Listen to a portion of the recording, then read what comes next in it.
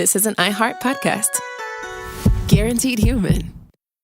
There's a difference between liking a house and actually getting it. Redfin is built to make up that difference and close the gap between finding and owning the home for you. Redfin agents close twice as many deals as other agents. So when you find a home you love, you're not a step behind when it comes to making an offer. That means less watching great homes disappear and more focus on the one you'll call home. Redfin helps turn saved listings into real addresses. Get started at redfin.com. Own the dream. Studies show that 100% of everybody in the world wants to curl up indoors and do nothing because it's so darn cold out there. That's why many people are turning to Bombas, whose pillowy plush slippers and warm merino wool socks have been said to be the most comfortable in the history of feet. Bombas products have been found to boost coziness by up to 1,000,000%. Okay, enough fake statistics, but could Bombas socks and slippers really be the cure? Go to bombas.com/audio and use code AUDIO for 20% off your first purchase. That's BOMBAS.com and use code AUDIO. Hey, this is U.S. Olympic gold medalist Tara Davis Woodhull. And I'm U.S. Paralympic gold medalist Hunter Woodhull. As athletes, our lives are about having a clear path. And a team that you can absolutely trust. So when it came to getting the best mortgage, we chose PennyMac. PennyMac is proud to be the official mortgage provider of Team USA and you. Learn more at pennymac.com. PennyMac Loan Services, LLC, Equal Housing Lender, NMLS ID 35953. Licensed by the Department of Financial Protection and Innovation under the California Residential Mortgage Lending Act. Conditions and restrictions may apply. Support for the show comes from Public, the investing platform for those who take it seriously. On Public, you can build a multi-asset portfolio of stocks, bonds, options, crypto, and now generated assets, which allow you to turn any idea into an investable index with AI. It all starts with your prompt. From renewable energy companies with high free cash flow to semiconductor suppliers growing revenue over 20% year over year. You can literally type any prompt and put the AI to work. It screens thousands of stocks, builds a one-of-a-kind index, and lets you backtest it against the S&P 500. Then you can invest in a few clicks. Generated assets are like ETFs with infinite possibilities, completely customizable and based on your thesis, not someone else's. Go to public.com/podcast and earn an uncapped 1% bonus when you transfer your portfolio. That's public.com/podcast. Paid for by Public Investing. Brokerage services by Open to the Public Investing Inc. Member FINRA and SIPC. Advisory services by Public Advisors LLC, SEC registered advisor. Generated assets is an interactive analysis tool. Output is for informational purposes only and is not an investment recommendation or advice. Complete disclosures available at public.com/disclosures.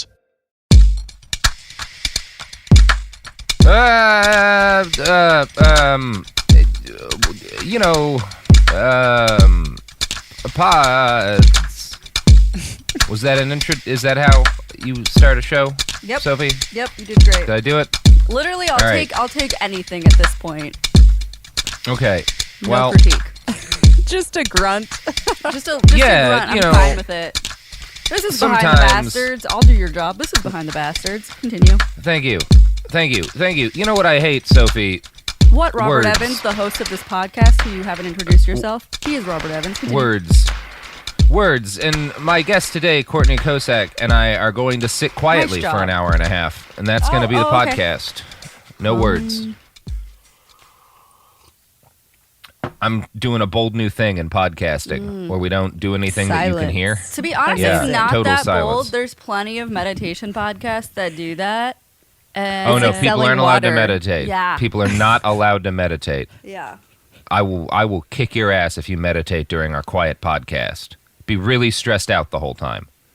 Courtney, how are you doing today? I'm pretty good, considering. Considering? Is something happening? No, just the world. Just the dumpster fire. Oh, I saw a lovely dumpster fire the other night.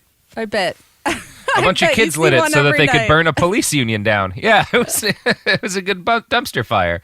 Courtney, speaking of children, do you like kids? Not really.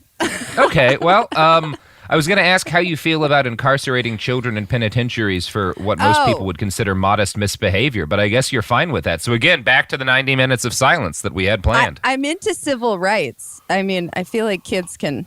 I just don't want one. So kids get civil rights in your head?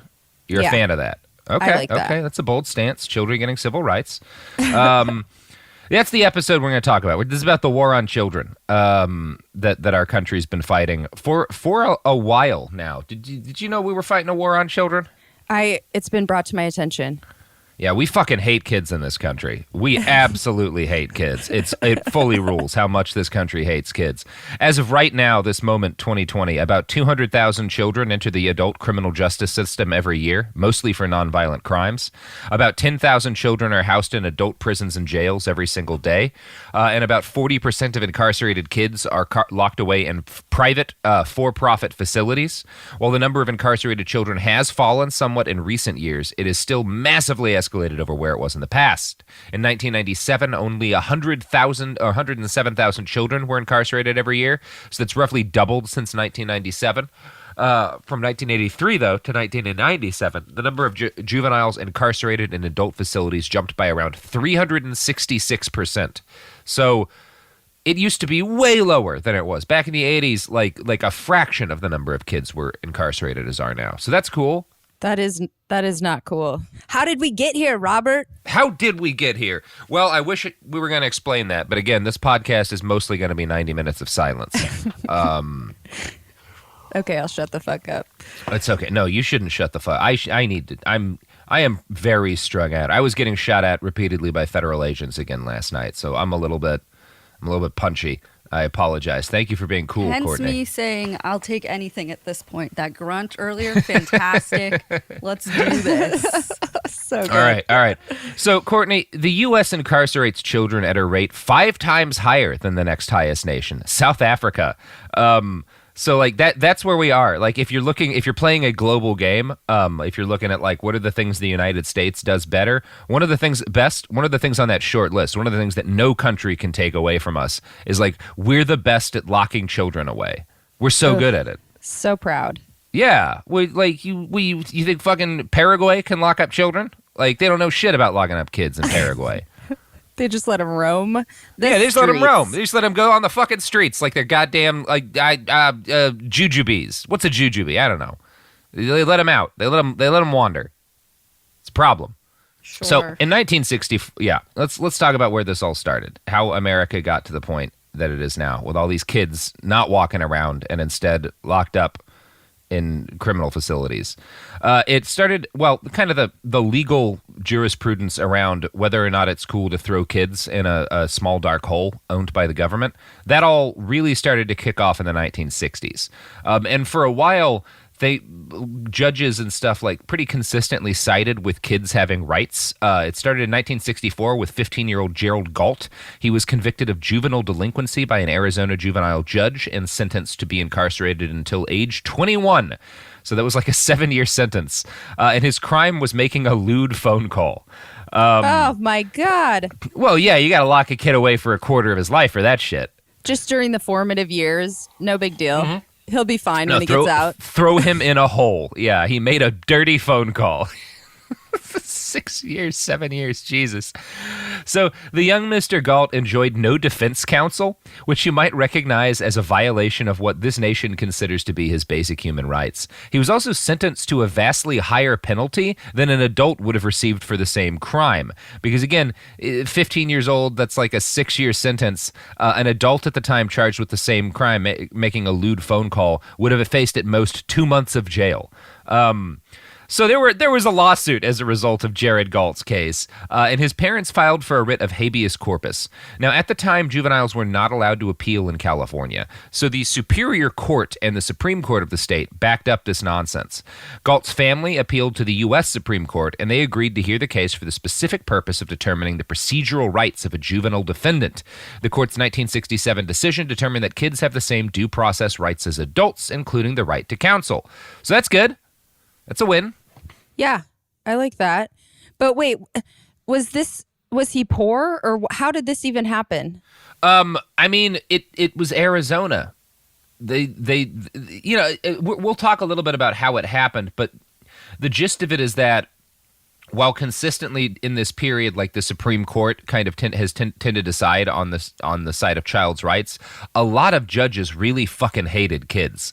And a lot of cops really hated kids because those are both groups of people. I think a lot of what it comes down to, based on at least my reading, is that judges and cops are both people who are used to receiving a certain kind of respect often a yes. fear-based respect, and kids don't give a shit.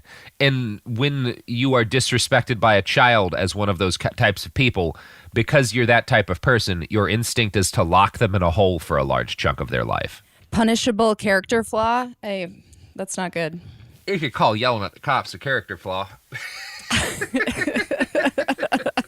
I don't. Yeah. So the Galt case was the start of a series of major wins in the field of children's legal rights. In Tinker v. Des Moines Independent Community School District, a 1969 case, the court ruled that public school students cannot be punished for expressing their personal opinions on campus so long as doing so does not interfere with the work of the school or with other students. In 1970, the court ruled that juveniles are constitutionally entitled to proof beyond a reasonable doubt before they can be declared delinquent. The 60s were, in general, a pretty good time to be an advocate for the legal rights of children. This period of wins occurred right up until 1977, which is the year the court ruled on Ingraham v. Wright. This is the case that determined schools were not violating the Constitution by, quote, paddling the recalcitrant children on the buttocks with the flat wooden paddle measuring less than 2 feet long, 3 to 4 inches wide, and about 1.5 inch thick. So that's 1977. The court rules schools can still paddle kids. It's not limiting their rights to paddle them. Children were, however, limited to 5 licks from a paddle, which is written into jurisprudence. And that's pretty neat. Did you ever get hit in school by your teachers? I did not. I was forced to crawl around on the floor. That was probably the most terrible thing. It was a pretty bad punishment. Not hit, though. Oh, my God. I can't imagine. My mom always tells me fun stories about getting hit by nuns when she was in elementary school. Yeah, my school paddled. Yeah, they definitely paddled. Your school paddled? Yeah. Was that legal? Yeah. No. Yeah. Yeah, it's Oklahoma. Oh, yeah. Yeah. Forgot about Oklahoma. Yeah, they were like, of course you can paddle kids. Yeah, like, can you not paddle kids? Is that okay? That's the question we have in Oklahoma. Yeah. Because we're so busy paddling kids. So, yeah, the Supreme Court rules in 77 that you can paddle kids at school. You just can't lick them more than 5 times. In 1979, another court case rules that minors can be placed in state-run mental health facilities for basically no reason, without any kind of, like, due process, really. And so in the late 70s, this kind of trail of anti-child court cases continued, and sort of the, this thing that had started in the 60s with children getting, awarded more and more, or not, but having more and more rights kind of recognized in court cases, that turns around and courts start chipping away at the rights of children to not be locked in dark holes by the government for long periods of time. And this continues until 1984, when the Supreme Court rules on Shaw v. Martin and affirms that children do, in fact, have a lesser inherent interest in liberty than adults.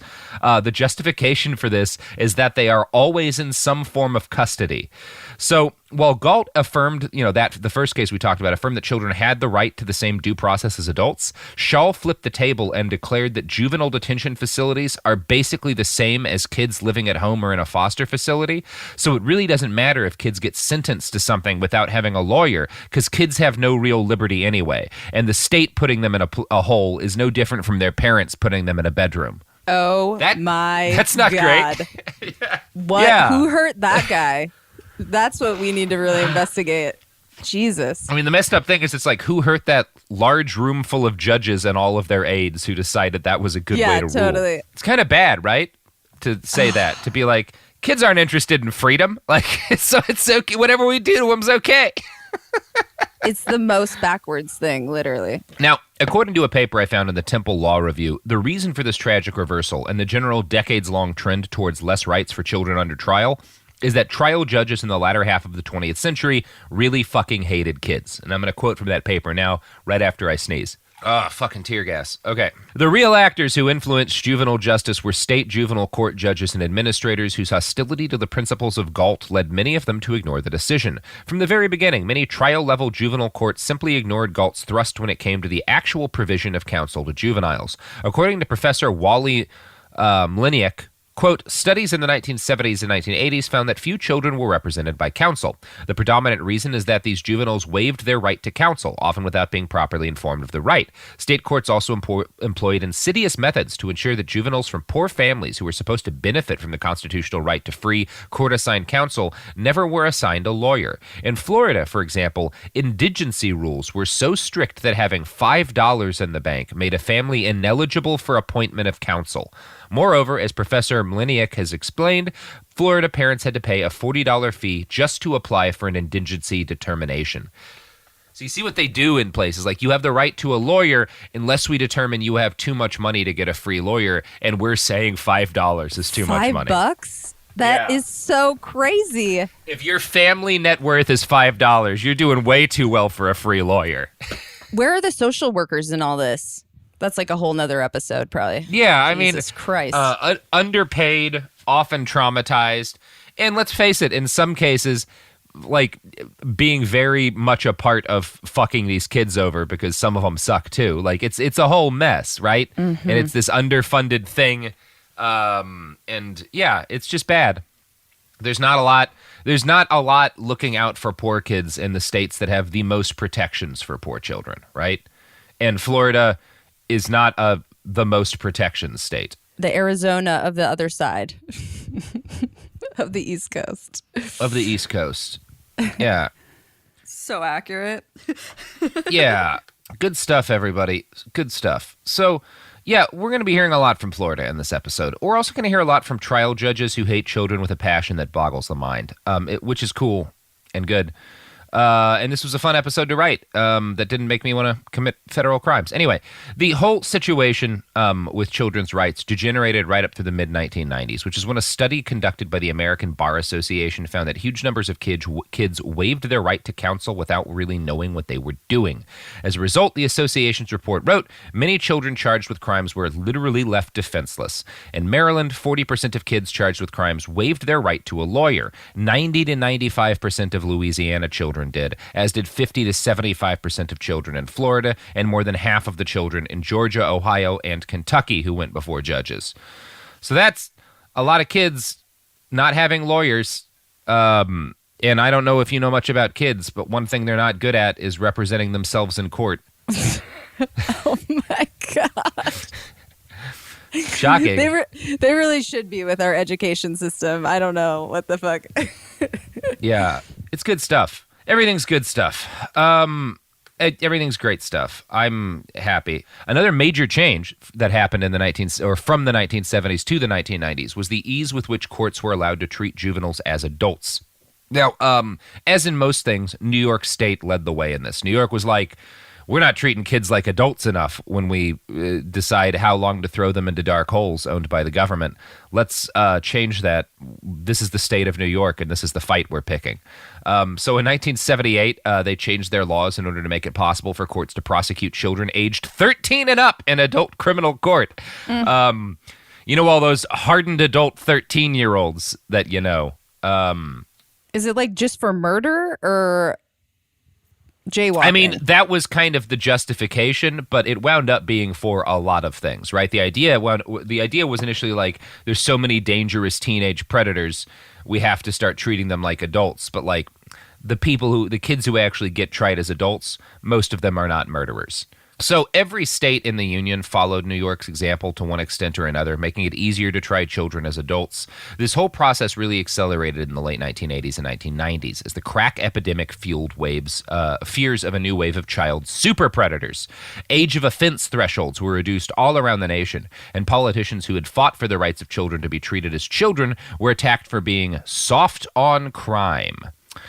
Now, the two folks most responsible for this were right-wing criminologist John DiLulio and our old buddy James Q. Wilson. If you remember listening through the Behind the Police miniseries we did, James Q. Wilson is the co-author of the Broken Windows Theory of Crime. And coincidentally, best friends with the guys who wrote the racist book about IQ, The Bell Curve, which is fun. Group. Yeah. Cool group of dudes. Yeah. Call me for the barbecue, guys. Yeah, I'm going to insinuate a series of racial attitudes towards policing and push them so deeply into the zeitgeist that people think that they're actually just protecting their neighborhoods when they're in reality contributed to something that could be viewed as almost an act of genocide. Sorry, I lost track of the surfer bro voice I was doing after a while there. Anyway. Whew, okay, let's catch our breath for a second. Just catch our breath for a second. Back to that 90 minutes of silence. Ready, everyone? Back to the 90 minutes of silence.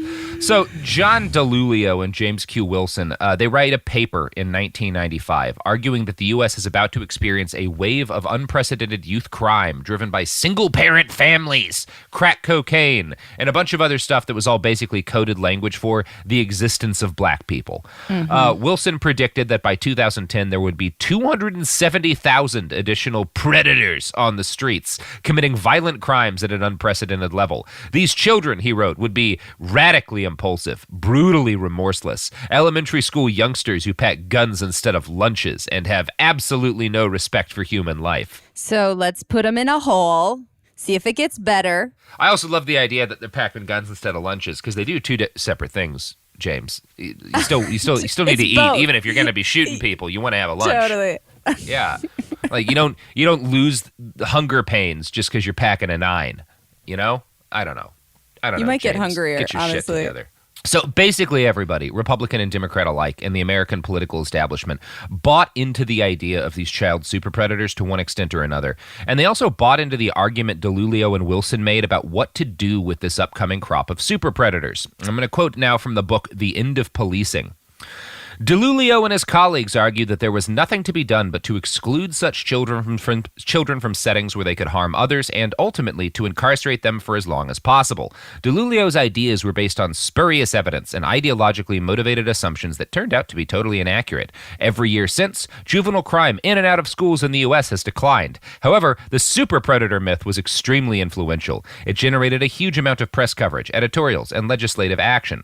One of the immediate consequences was a rash of new laws lowering the age of adult criminal responsibility, making it easier to incarcerate young people in adult jails, in keeping with the broader politics of incapacitation and mass incarceration. So that's good shit right there. We're all part of the problem if we're clicking on that clickbait, super predator bullshit.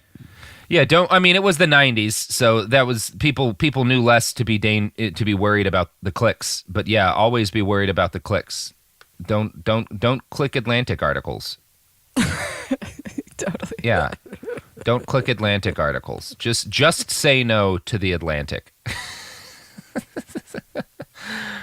So, by the 1990s, politicians realized that specifically fucking over children was a really good vote getter.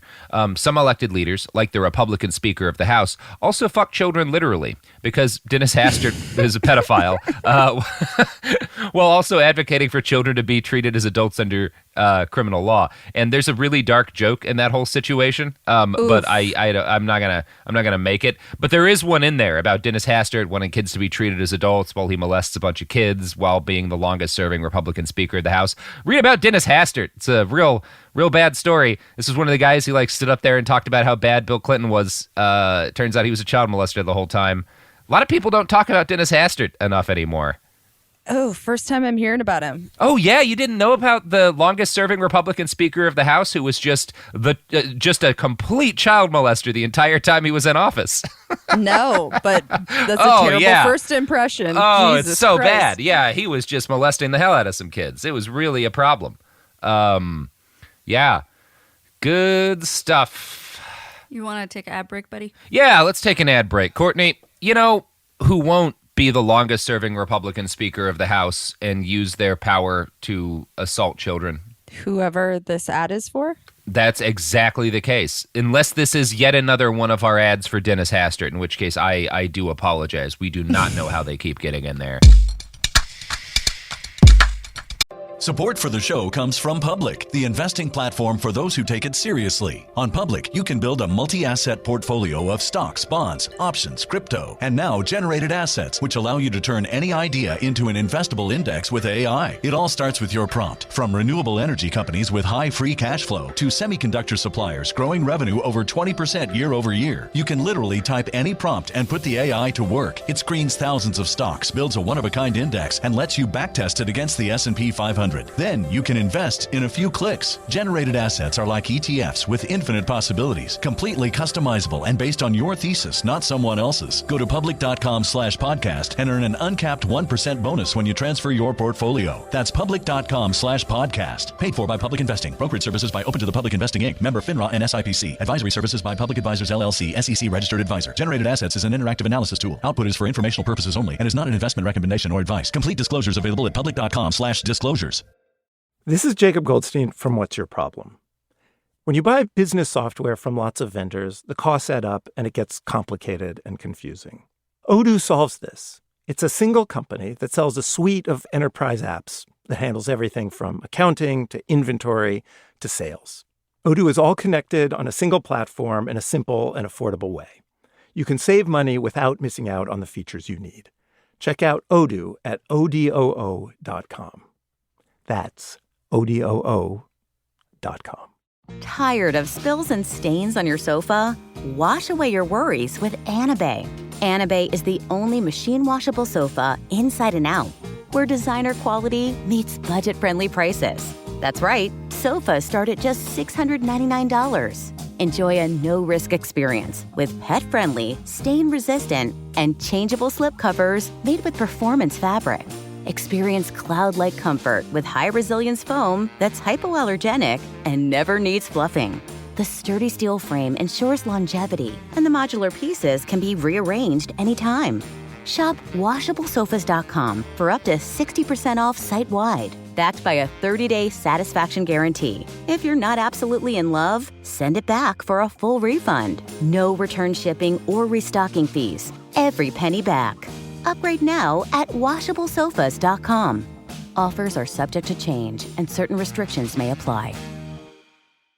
There's no championship league for small business owners, but if there was, you'd be at the top of the standings. Because going pro with Lenovo Pro means you've got the winning formation, one-on-one advice, IT solutions, and customized hardware powered by Intel Core Ultra processors help you stay ahead of the competition.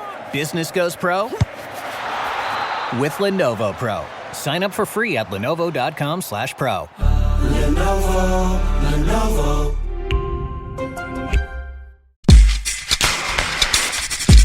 We're back, and we're talking about children being incarcerated. So in the 1990s, kids decide, or politicians decide that, like, really specifically going after kids as criminals is, like, the thing to do. So this was the political situation in the U.S. in 1999 when two Colorado high school kids with an interest in Adolf Hitler walked into Columbine High School and murdered 13 people with firearms. Now, there were armed police in Columbine that day, and they failed to stop the rampage. But the kind of folks who vote based solely on scary things that just happened did the thing that those kind of people do, and they started voting to increase the presence of armed police in schools. Politicians were happy to do this because given the shocking number of civilian arms in the U.S. and our growing supply of angry young men, it seemed likely that more Columbines would soon follow. The real fix to this problem would probably have involved doing something to fill the yawning chasm at the center of our national soul, and that wasn't about to happen, so everybody just agreed to throw more men with guns and badges at the problem. School resource officers became increasingly common in school districts around the nation at this point. So that's good. And another thing that happens in, 1994, the president passes like the Gun-Free Schools Act or something. I forget the exact name, but that's is like the legal justification that starts pushing a lot of zero tolerance policies in schools and really starts ramping up the number of SROs. But it's Columbine that kind of adds fuel to that fire. And Courtney, were you in school when Columbine happened?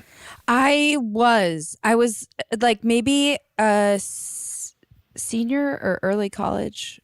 I was, it was when I was still growing up. But I mean, I went to a small rural school. So like that, I mean, it could still happen. But like that armed police presence was not at my school. And I think still isn't. We started to have cops in my schools after Columbine. And what I remember most, though, was just kind of like the attitude change. Was like feeling that teachers were kind of suspecting kids of planning something now. Like it was this very weird feeling that like, oh, now we're all kind of like, now they're searching us as we enter the school. We're all kind of suspects of wanting to kill each other. That feels like it's not going to lead anywhere well. Oh yeah. 99. I was, early high school. Yeah, maybe a little more suspect from the teachers for sure. Yeah, it was weird. It was not a cool time to be in school.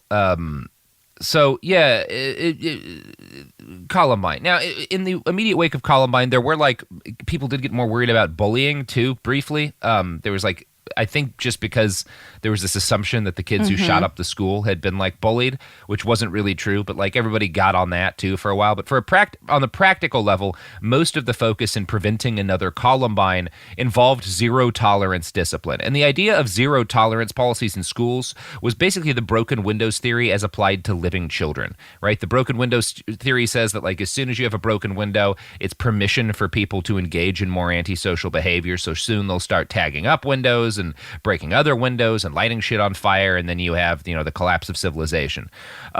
It's that as applied to students. If a kid acts up in one way, if he talks back to a teacher, you have to punish him more than he deserves to be punished for that, because if you don't, it could lead to other bad behavior, like shooting up your school. Like that was the justification for zero tolerance policies. Great. Yeah, it's good stuff. They weren't effective, right? Because there's been like a million more shootings. Have there been other shootings since Columbine? Yeah, I've heard of a couple. I don't read the news, Courtney. I didn't realize America still had a problem with this. I assumed that it had been settled. Yeah, mostly solved, but still a few. Seems like we got a handle on it now that all of the schools are closed from the plague. Yeah, totally. We did it, everybody. We did it. One way to solve it. Making things a lot harder for school shooters. Thank you, COVID-19. Thank you. So, yeah. Now, another thing that happened right around the same time was a major reorganization in the way that schools measured success and failure for students. Standardized testing began to have an increased influence on teacher pay and on school funding. This created a situation where it was in the interest of adult administrators and teachers to find ways to remove low-performing students from their classroom. Florida schools adopted a high-stakes testing model in 1998, and within 5 years, their rate of out-of-school suspensions had increased by 20%. In 2004, 28,000 Florida children were arrested at school, 2/3 of them for minor offenses that would have been dealt with non-carcerally in the past. By 2006, 8 years after adopting a high-stakes testing policy, teacher morale had cratered. More than half of all Florida teachers reported thinking about quitting their field. Florida's graduation rate fell to 57%, the fourth lowest in the nation. Now, Texas also adopted a high-stakes testing program in the 1990s. Governor George W. Bush's education advisor, Sandy Kress, convinced him that the soft bigotry of low expectations is what held back minority students. And he felt that Texas could fix this by making all schools administer the same tests statewide. That would make it easier to determine where resources were needed. The implementation of standardized tests was accompanied by new zero-tolerance policies, too. And since school funding and teacher pay was now tied to test results, teachers, used those punishments. Like whenever kids would do something bad, it was threatening that teacher's payment, like that the money that they would get and the money the school would get, so they would report those kids. Suspension rates began to soar, and 95% of suspensions were for minor infractions. By 2009, there were 2 million suspensions statewide, and the sheer number of suspended kids in Texas led to the creation of so-called supermax schools, which are basically prisons designed for children to go to class at.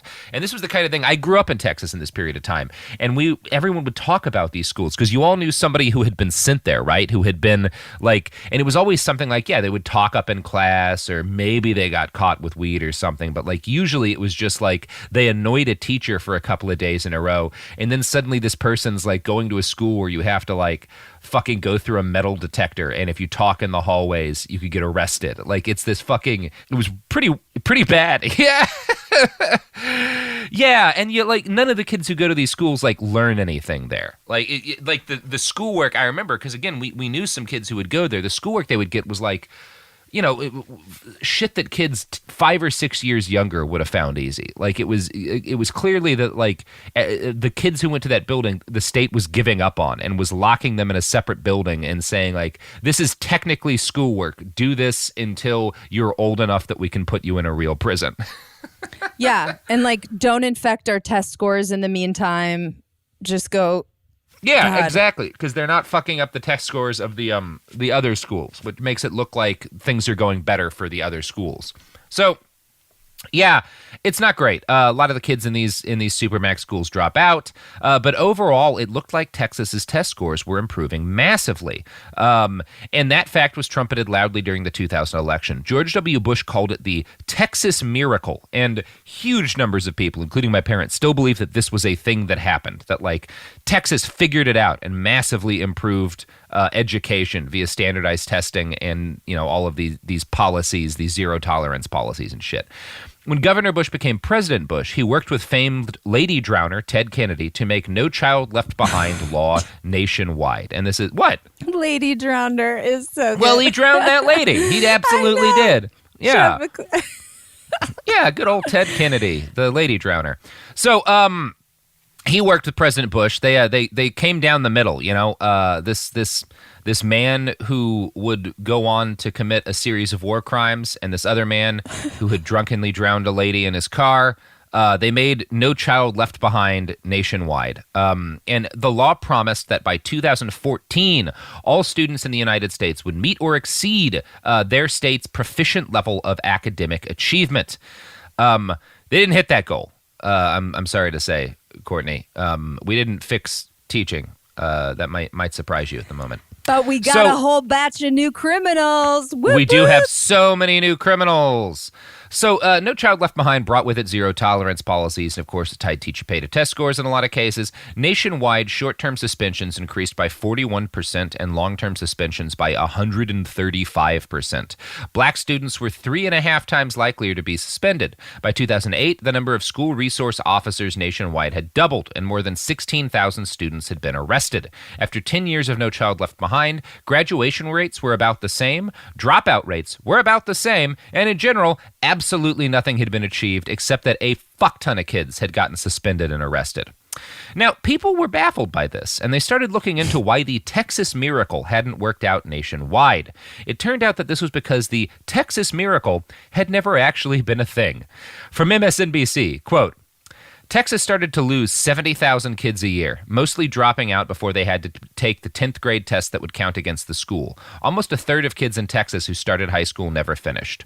Scores on the Texas test rose, but SAT scores for prospective college students dropped. Researchers discovered that the Texas test designed by Pearson primarily measured test-taking ability. Apologists cherry-picked National Assessment of Educational Progress scores to show progress. But overall, Texas lost ground to the rest of the country, found Dr. Julian V. Hillig, an education researcher at the University of Texas, but by then it was too late. The Texas miracle, mirage or not, was law of the land. So that's fun, that it actually made everything worse and they made it the law nationwide. Is fun the word for that? No. Oh. Like, was anyone surprised? A lot of people were. Most people still don't know that the Texas miracle isn't a thing that happened. Oh, my God. Yeah. Listeners can't see, but my jaw's just been on the floor the entire episode, just trying to pick it up. Oh, God. Yeah, it's good stuff. I love... Cool and good. Yeah, you know what else is cool and good is... Sometimes life gives you lemons, and when you get lemons, you gotta lock a shitload of kids away in what are essentially prisons until they learn how to make their own weapons and stab prison guards so that they can go to adult prisons and learn how to cook methamphetamines and join the Aryan nations. That's just a thing you gotta do sometimes because clearly there are no other options. And that's fine. They can make lemonade, and you can pay them like 1 cent for doing it. Absolutely. And they can make, I don't know, license plates or MacBooks. Why don't we have children making MacBooks in prisons? That's what I want to know. Why are we letting the Chinese have all the fun of making MacBooks when we could have 11-year-olds who talked up in class doing it? That's what I want to know. Good question. Thank you for liking my question.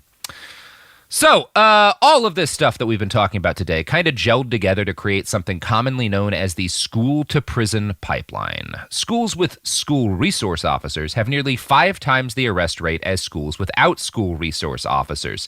And again, because these schools were getting by before they had the cops, it kind of suggests that those arrests are things that could have been handled without cops and arrests. Most of those arrests are students of color and students with disabilities, both of whom are vastly disproportionately arrested by school cops. And I'm going to quote again from the book, The End of Policing. The U.S. Department of Education found in a 2011-2012 survey of 72,000 schools that Black, Latino, and special needs students were all disproportionately subjected to criminal justice actions. While Black students represent 16% of student enrollment, they represent 27% of students referred to law enforcement and 31% of students subjected to a school-related arrest. In comparison, white students represent 51% of enrollment, 41% of students referred to law enforcement, and 39% of those arrested. Some individual districts have even starker numbers. In Chicago, in 2013 to 2014, Black students were 27 times more likely to be arrested than white students, leading to 8,000 arrests in a 2-year period. Over 50% of those arrested were under 15. It's good stuff. Yeah. That's depressing. It's hard to make a joke about that. It's just sad. It's just really sad. I mean, yes. Yes, it is. A big part of the problem is that putting cops in schools made calling in the school cop an option for teachers and administrators who would have had to do the actual hard work of, disciplining a child earlier. It's easier to just have the kid arrested if he's pissing you off, and it might help increase your pay, so, why the fuck not? Now, the argument that much of what's going on was the result of teachers not wanting to bother or not knowing how to handle students with more complex problems was bolstered by the fact that special needs children make up more than 25% of students referred to police. They make up just 14% of the student population. One good example of how this looks is the 2015 case of a Lynchburg, Virginia 6th grader. 11-year-old Caleb Moon Robinson has autism and behavioral issues. In one incident, he kicked a trash can after being scolded by a teacher.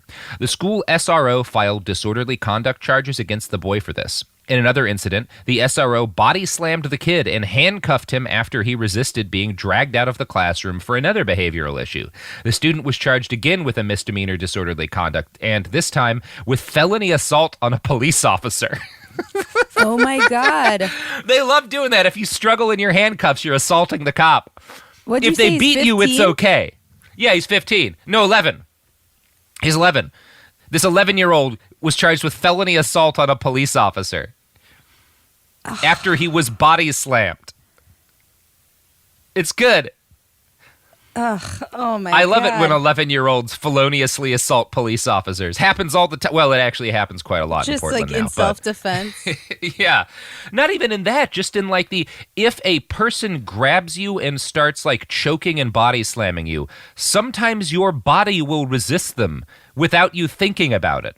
I think that's self-defense. Right? Yeah, it is self-defense. If someone is choking you and body slamming you. Yeah, if that person's a cop and you do anything but go limp, you have assaulted the cop. Because literally anything you do to a cop is assaulting the cop. Because cops have very, very thin skin. They're tiny, tiny little people. Defund the police. They're very soft. Yeah, that's one option. That's a start. Defund the police. I don't know. I've urged enough federal crimes on other podcasts. Anyway, so Caleb was, found guilty on all charges, although this was thankfully reversed and new statewide protections for children under 13 were put in place due to the outrage generated by Caleb's case. But it took this cop, assaulting and then fucking charging as an adult an 11-year-old for there to be changes in Virginia as a result of this, which ain't great. So part of the problem is that school resource officers don't get meaningful training for how to deal with kids, let alone special needs kids. And so they tend to treat every problem the way cops treat problems, with indiscriminate, blind, furious violence.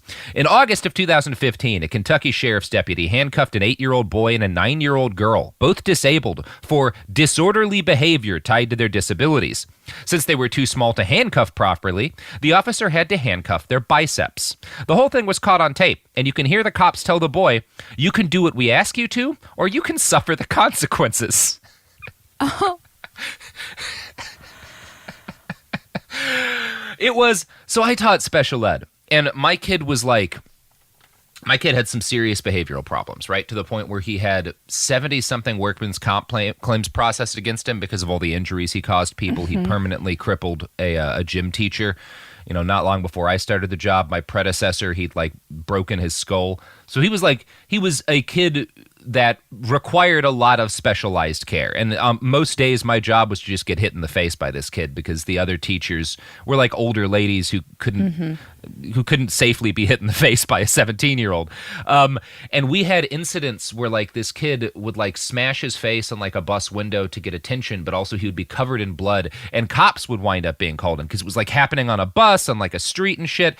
And the police, like, I guess thankfully at the time I was frustrated because like I was having to deal with this like violent bleeding kid, and the police were just like stand back looking terrified and have no fucking idea what to do. But reading all of this, it's like, oh, thank God they didn't get involved. They would have shot that boy.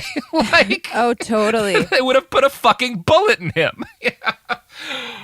Yeah. Both my parents are special ed teachers, and my dad had like your first job where like his first gig was like at this middle school, and kids would just like throw their heads into walls, and like it was nuts.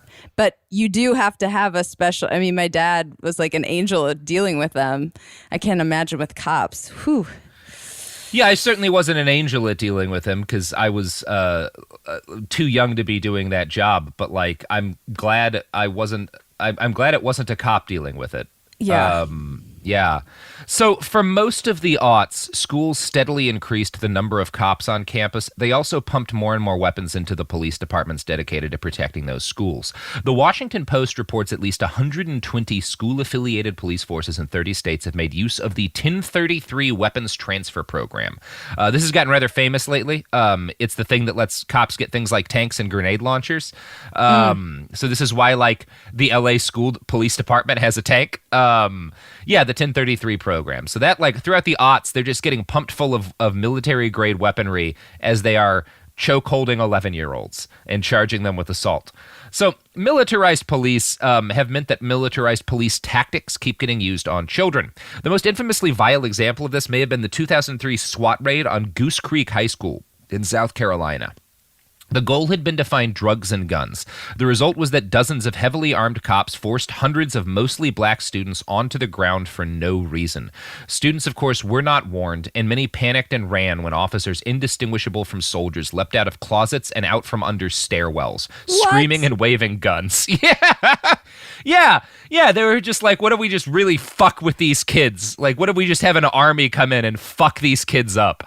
And no drugs were found. Like, no contraband was found. But huge numbers of students were traumatized, and the school administrator who coordinated the whole thing, because there was a local outroar, apologized, but he stated that, quote, once police are on campus, they are in control. So honestly, the students of Goose Creek ought to be grateful because none of them were beaten or assaulted by crowd control weapons in a serious way that day. But this too has actually become very common in other schools. And in The End of Policing, Alex Vitale writes, quote, in 2010, the Southern Poverty Law Center filed a class action lawsuit against the Birmingham, Alabama schools, claiming they were systematically using excessive force. They allege that from 2006 to 2014, 199 students have been sprayed with a combination pepper spray and tear gas agent called Freeze Plus P, which causes extreme pain and skin irritation and can impede breathing and vision. All of the students sprayed were African American. One student was pregnant. Many were innocent bystanders, and some were completely nonviolent when sprayed. In most cases, officers made no effort to treat those sprayed, and some were held in police custody to await arraignment wearing chemically coated clothing. In 2015, a federal court found the school district guilty of civil rights violations and banned the use of the spray. A 17-year-old high school student in Texas was tasered by an SRO while trying to break up a school fight. The student was critically injured by the resulting fall and blow to the head and spent 52 days in a medically induced coma. Surveillance video showed that the young man was actually stepping away from the officers when he was tasered. You can find a million stories like this because it's bad to have these people in schools. Oh my God, can we just go back to hitting the kids? Like, Jesus Christ. Yeah, man, that paddle doesn't sound so bad now, does it? No. Yeah. Delightful. Yeah, bring back the fucking paddle. Or not. Maybe just not do violence to children. I don't know. I don't want to be an extremist in my political beliefs. I think it's time for an ad break. All right. Well, enjoy our ads from Safariland, the company making all of the tear gas that's getting dumped into American streets.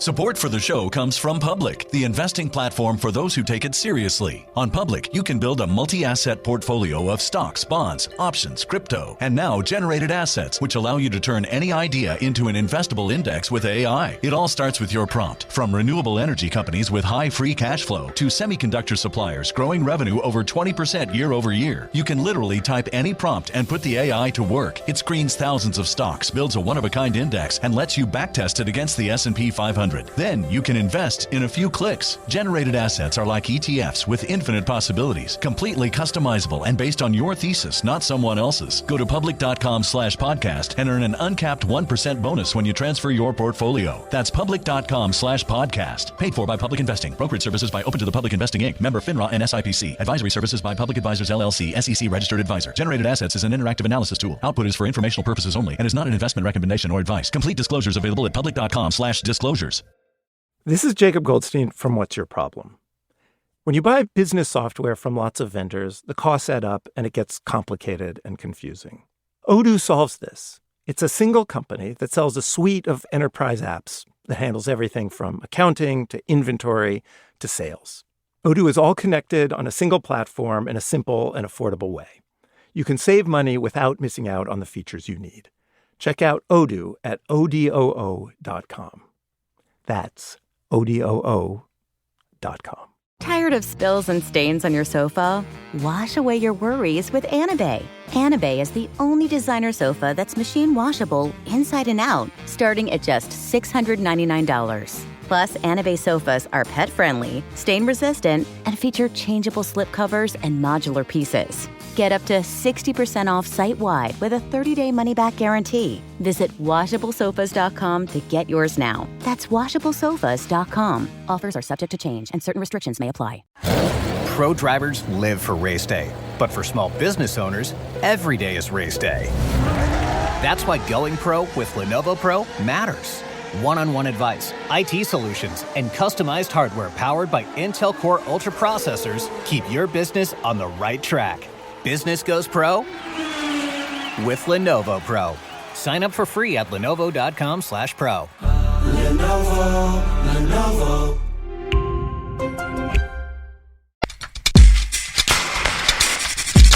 Oh, we're back. Oh my God, what a nice night. It's not nighttime. It's the middle of the day. I am real cracked out. So, violence by SROs against children is terribly common.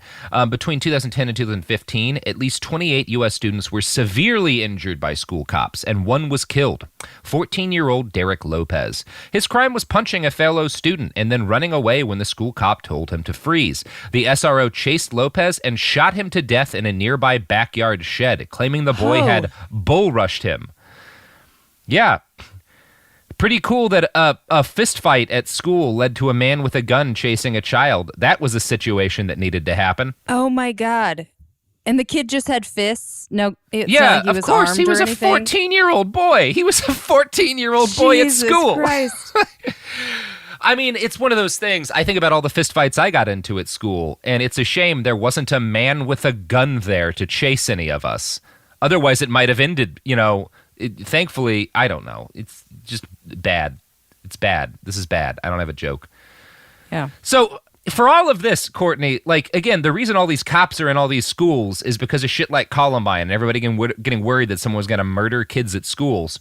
For all of this, there's not a single solitary case of a school resource officer preventing a school shooting. The closest thing they have is a guy who was arrested by his SROs after shooting two people, but he had finished the shooting when the school resource officers got him. He went after his girlfriend and somebody else, and he shot them, and then he was done. And I guess they stopped that. They didn't stop that. They never stop it. They're bad at that job. So, as it turns out, students in schools that have police in them report feeling less safe than students in similar schools without police. No evidence exists to even suggest that the presence of school resource officers reduces violent crime, or any other kind of crime for that matter. What they do, though, is arrest a whole fuckload of kids. More than 1 million children have been arrested by school resource officers in the last 20 years. That's good. Whoa. Yeah, that's a lot of kids with criminal records getting pumped into the system. Sweet. Yep.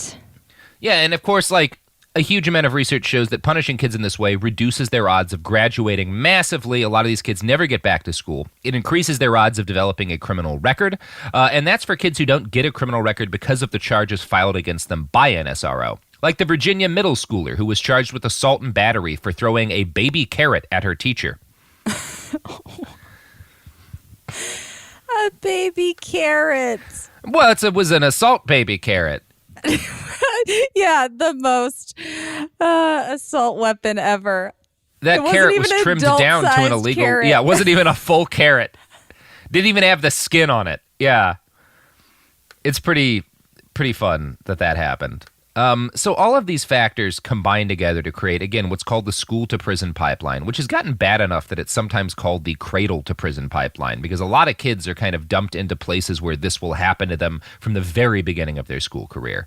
Suspensions, which almost never occurred in the 1970s, have become routine. In the 2009 to 2010 academic year, over 500 schools in the country suspended more than half of their students. By 2006, nearly 15% of black male middle school students were suspended in a given year. Now, as I mentioned at the top of the episode, all of these suspensions and arrests of students lead to a hell of a lot of incarcerated kids. Too many of them end up at adult facilities, and if you paid any attention to the nation lately, you know why that's not a good thing. But the unfortunate reality is that the children's facilities specifically made for juvenile offenders aren't much better, and sometimes they're worse. Nearly 40% of juvenile delinquents in this country are sent to private for-profit facilities. For many kids, that means some form of boot camp, juvenile prison, or detention center. Ironically, many of these kids wind up in the care of people who are criminals themselves. And this brings me to the story of one James F. Slattery, founder of the Correctional Services Corporation, among other businesses geared at making money by incarcerating kids. In 20 years, more than 40,000 girls and boys in 16 states went to facilities run by James Slattery. An expansive Huffington Post investigation, Prisoners of Profit, makes it agonizingly clear what a bad idea this was. Slattery got his start owning a chain of shitty hotels in the 1980s, and he was not good at this. His buildings were stuck with hundreds of code violations and notorious for being vermin-infested hellholes. In 1986, two men got into a fight at the hallway of one of his properties and fell down a broken elevator shaft, dying on impact. Several weeks later, a fire broke out and killed 4 children in the same building.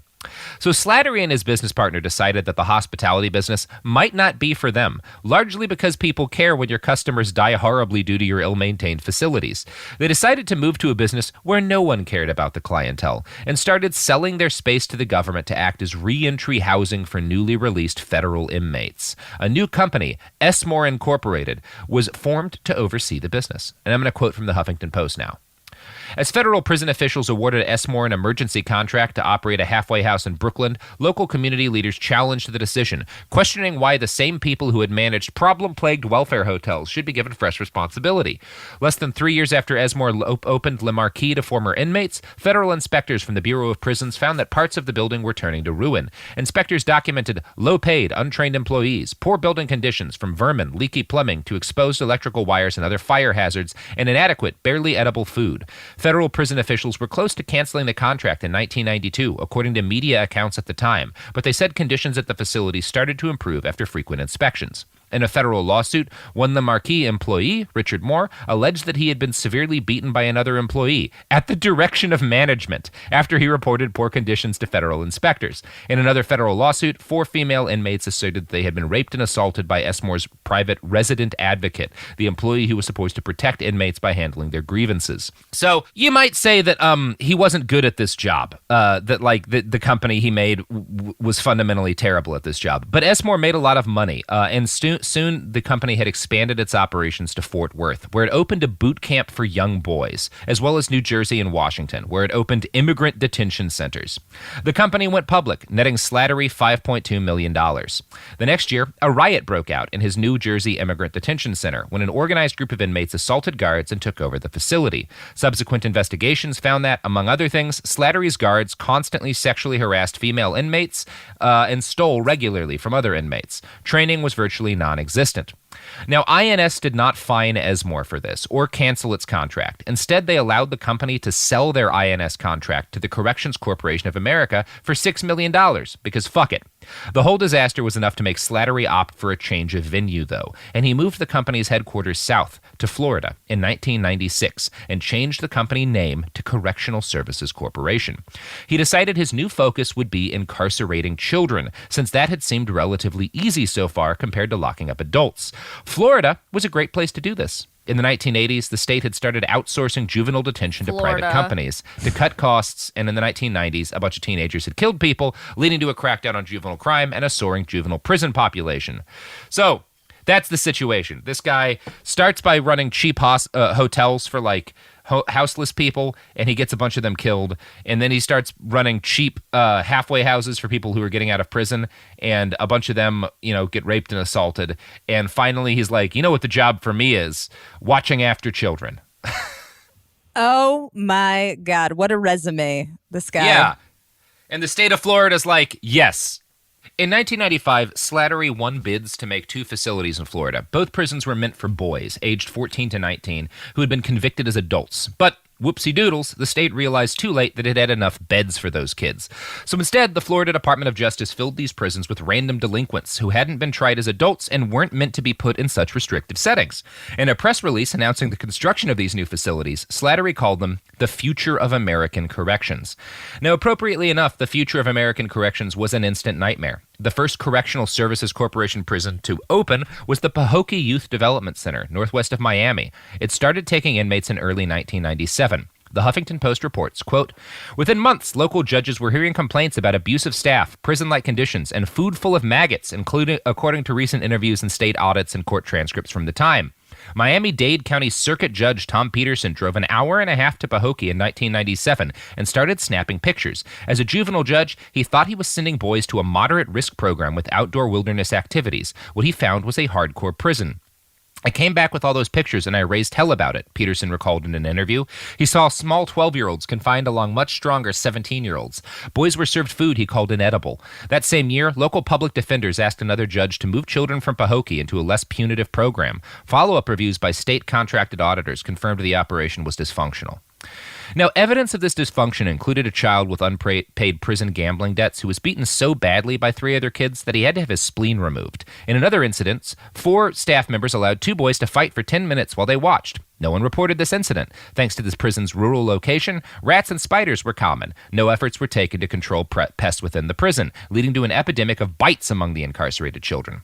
Slattery's kid prison was found to be holding children past their scheduled release dates, too, in order to get more money out of the government. This was literally a crime, but no one was punished. Judges did, however, start to demand that Pahokee be closed. The state stopped sending new kids in August of 1999, but did not cancel Slattery's contract. They allowed the company to withdraw from its contract 8 months early, thus letting it continue to bid for contracts within the state of Florida. Now, none of these abuse allegations or revelations of literal crimes harmed business at all. By 1999, Correctional Services Corporation was making $223 million a year, more than double what it had raked in 3 years earlier. Slattery used his newfound cash to buy a rival corporation, Youth Services International. This put him in charge of 5 new facilities in Florida. And that all worked as well as you might guess. Problems grew so bad at one facility, named Hickey, that the Justice Department commenced an investigation. It revealed that staff repeatedly concealed evidence of physical assaults, only disclosing 2/3 of such cases to the government. Lack of staff, a cost-cutting measure by Slattery, made it easier for boys to enter each other's rooms and commit assault. The Justice Department concluded that these conditions violated the constitutional and federal statutory rights of the youth residents. Again, no one was penalized. The school turned the facility over to the state, escaping any financial burden to fix it, and sailed on to profits elsewhere. In 2001, 18-year-old Brian Alexander died of pneumonia while confined at a Correctional Services Corporation boot camp near Fort Worth. The Texas Rangers conducted an investigation into the matter, and the Huffington Post's reporting summarizes it. Quote, Other inmates at the facility had told investigators that they knew something was wrong with Alexander in early January. He had stopped eating, his lips turned purple, and he shivered even while taking hot showers. He begged a nurse and drill instructors to take him to the hospital, but they told him he was faking it, according to the Texas Rangers report. As Alexander pleaded for help, one drill instructor told him to go ahead and die already, according to the investigative report. The nurse, Knivet Reyes, told him to stop lying about his illness. Other inmates at the facility saw Alexander coughing up blood into trash cans and frequently struggling to breathe, according to the report. A week after he began complaining, staff finally took Alexander to the hospital. He died there 2 days later. A doctor told Texas Rangers that Alexander could have survived if the staff had taken him to get a chest x-ray when he first reported feeling sick. So that's great. Oh, Did my that God. happen? They're like, Yeah. if you would have done literally anything, just anything. Yeah, you had weeks. You could have taken literally any action to save this child's life, but refused to. And that's fine. You will face no corporate penalties for this. I mean, actually, they did a bit. In 2002, a judge found Reyes guilty of negligent homicide, the nurse, and Correctional Services Corporation was found liable to $38 million in the wrongful death suit. That same year, auditors at a Maryland facility found that employees there had forced inmates to fight on Saturdays as a way to settle arguments. Fines, negative Justice Department reports, and even furious judges plagued Slattery's companies constantly, but they never stopped getting contracts all over the United States. For most of the last 5 years, YSI, the company Slattery bought, oversaw about 9% of Florida's juvenile jail beds. YSI was also responsible for 15% of all reported cases of excessive force and injured youths in state jail beds. 40,000 kids have been sent to Slattery's prisons in the last 20 years, and state funding has made him a very rich man. He's poured a lot of that money back into the pockets of state officials. Slattery donated more than $400,000 to various politicians in a 15-year period, $276,000 of which went to the Florida Republican Party. He's one of its largest donors. Now, Interesting. Yeah, that's cool. Good. More than 40% of youth offenders sent to one of Florida's juvenile prisons wind up arrested or convicted of another crime within a year of their release. In New York State, by comparison, where youth offenders are never put in private institutions, just 25% of juvenile offenders are convicted again within a year of release. It is hard to overstate what a disaster Slattery's facilities are, on a societal level and on a human level. Children at his facilities, interviewed by the Huffington Post, recall being served bloody raw chicken and finding flies inside pre-cooked meals. Inmates were allowed to gamble on sporting events and earn the right to take other students' food during the next meal. One inmate, Angela Phillips, recalled, "We were kept like rats in a trap in a maze. There was no outlet and no stimulation, so they would just turn on each other and turn on staff. That's how it was, day in, day out."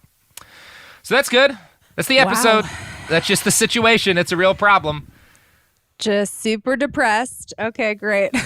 Yeah, this is why a number of cities, including the one I'm in, Portland, but also places like Minneapolis and stuff, are increasingly like pulling cops out of schools, which is how like the start of this. But clearly, it goes beyond. Like for one thing, why isn't this Slattery guy going to get like investigated and I don't know, thrown in a hole somewhere? Yeah, he shouldn't be allowed to own anything. No, he shouldn't be allowed to own anything. It's not great. Very frustrating. When you very first frustrating stuff. Introduced the episode, I thought we were going to be talking about kids in cages, like at the border, and it's just we have such an obsession with putting kids in cages in our entire country. Oh yeah, I mean yes, we have a long history of that that goes on well beyond any of this. Based on the title of the doc for the scripts, I thought you were going to be talking about that commercial, the Cars for Kids. That No, this actually was initially about a completely other horrible thing done to children. I just haven't had time to finish writing that one. But yeah, there's a whole scandal where judges locked children in prisons in exchange for direct payments to themselves, which we're just not even going to get into yet. So good stuff. Everybody feeling good today? I'm just going to carry the memory of the bloodied chicken throughout the day. I feel like that is my fuel for the rest of the day. That disgusting image. Whoa. Yeah, it's great. Well, Courtney, you want to tell the listeners where they can find you on the interwebs.com /net? You can find me everywhere on the internet at Courtney Kocak. Check out my podcast. Sophia, Alexander, and I, my co-host, we got happy ending massages in Tokyo right before the Quar. So, good. Yeah, that's a good escape. I got a sad ending massage in Tokyo once. He got a phone call and found out his mom had died. It was a bummer. Oh my God, Robert. Really sad massage. Really. I mean, I made him finish, but yeah, very sad massage. Jesus Christ. Well, on that note. Wow. You can follow Robert for more loving stuff like that at iWriteOK on Twitter. You can follow us at Bastards Pod. You can buy our merch, including our new what the FDA one? I can't get it right ever. FDA approved to prevent all diseases. Because those masks are in fact FDA approved to prevent all diseases. And if the FDA has a problem with it, you fucking cowards spend what $600,000 a year on weaponry? FDA, like you can't take me down. You don't have the guns, FDA. That's right. I'm calling your asses out. And on that note, this is the end of the episode. This is the end of the episode. Thank you, Courtney. Thank you.